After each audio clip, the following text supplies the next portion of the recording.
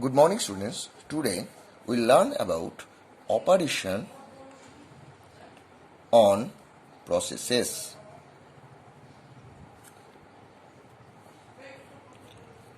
Process create several new process using number 1 create process system call and number 2 is fork. Using these two system call, the process create several new child process. When a process creates a new process, two possibilities exist in terms of execution. Number 1, parent continues to execute concurrently with its children. Number 2, the parent wait until some or all of its children have terminated. So, when a process creates a new process, two possibilities exist in terms of execution. Parent continues to execute concurrently with its children, or the parent wait until some or all of its children have terminated. There are two possibilities in terms of address space of the new process. Number 1 is child is duplicate of parent. That means they have the same program and data as the parent. That means the child has the same program and data as the parent. Number 2, child process has a new program loaded into it. So, we find that there are the two possibilities in terms of address space of the new process, and we find the two possibility. And in case of first one, when a process creates a new process, two possibilities exist in terms of execution. We will see by a diagram. Suppose we will use the fork system call. Using fork system call, the new child process will be created. Here, the parent process will wait until all child process executes.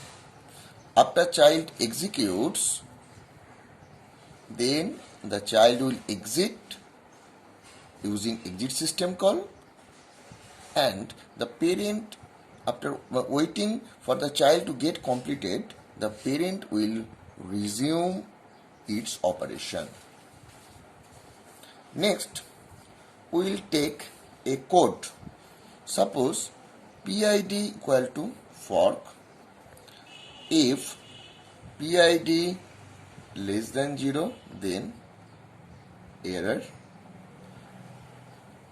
Else, if PID equal to 0, then it creates child process. Else, if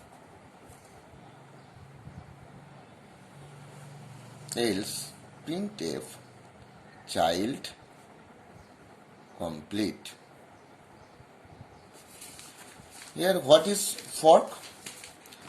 Fork is a system call that create new process. So, fork is a system call that create new process. What is system call? System call are basic way to require service from kernel. What is kernel? Kernel is the core of OS that manages resources. What do you mean service? Service is the means call is required to schedule different processes. Here the fork is a system call. Here we find that there is no argument. It will return the process ID of the child it create. If the fork system call value is greater than 0, then it is called successful. If it is less than 0, then error. If equal to 0, that means child process. So the return code for the fork is 0, whereas the non-zero process identifier of the child is returned to the parent. Next we will learn process termination. What is process termination? The child exceeded its uses of some of the resources that it has been allocated, then the process will be under termination. Next, the task assigned to the child is no longer required. Number 3, when the parent is exiting. This is known as another term that is called cascading termination. So, when we get summarize the lecture, we learn about operation on processes using fork system call. We know about when the process is terminated,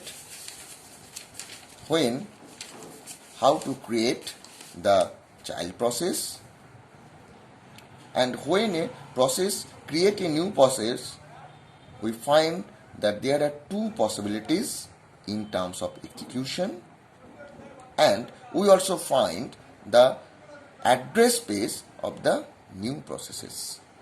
Thank you.